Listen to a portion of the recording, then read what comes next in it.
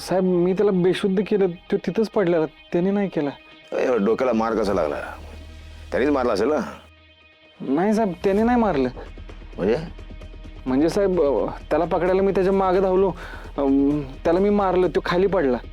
त्याचं मास्क मी काढायला गेलो त्याचा चेहरा बघण्यासाठी, पण तोवर माझ्या डोक्यात मागून कुणीतरी जोरात मारलं. मी खाली पडलो. त्याच्या पुढचं मला काय आठवना. म्हणजे त्याच्यासोबत कोणीतरी होता. पकडलं जाण्यापासून वाचवलंय त्याने त्याला. हो साहेब. साहेब म्हणजे तुमचा अंदाज खरा ठरला. तो जो कोणी आहे तो एकटा नाही, 2 जण आहेत.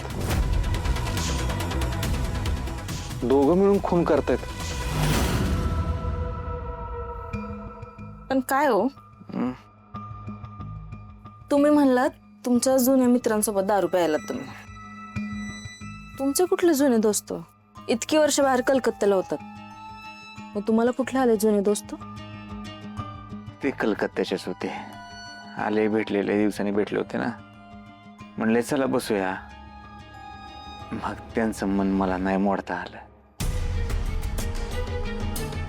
म्हणजे तुम्ही पुरावा शोधायला गेलातच नाही? अहो गेलो होतो, रस्त्यातच मित्र भेटले. मग त्यांचं मन काय मला मोडता नाही आलं झालीशी. बरोबर अशाच वेळी कसं काय मन मोडता येत नाही हो तुम्हाला? म्हणजे बायकोचं काय असेल तर बायकोचं मन मोडता येतंय, पण अशा वेळी नाही मोडता येत.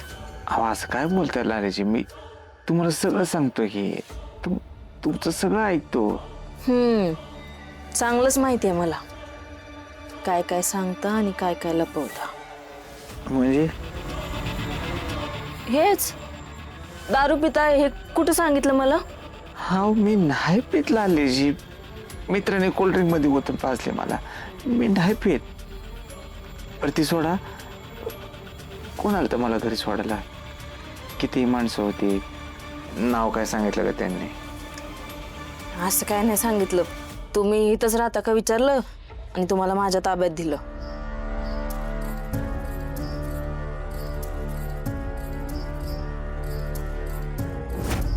माझ्या मागावर जो कोणी आहे त्यानेच मला इथे आणून सोडलं नसेल ना. पण त्याने असं का केलं? तुम्हाला नक्की वाचवतोय की फसवतोय?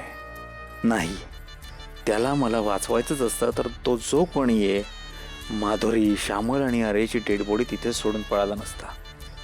पण हे सगळं का करतोय तो माणूस, कोण आहे, हे सगळं मला कळालं पाहिजे. लवकरात लवकर कळालं पाहिजे. नका पीत जाऊ एवढी, का काहीच नाही आठवणार तुम्हाला?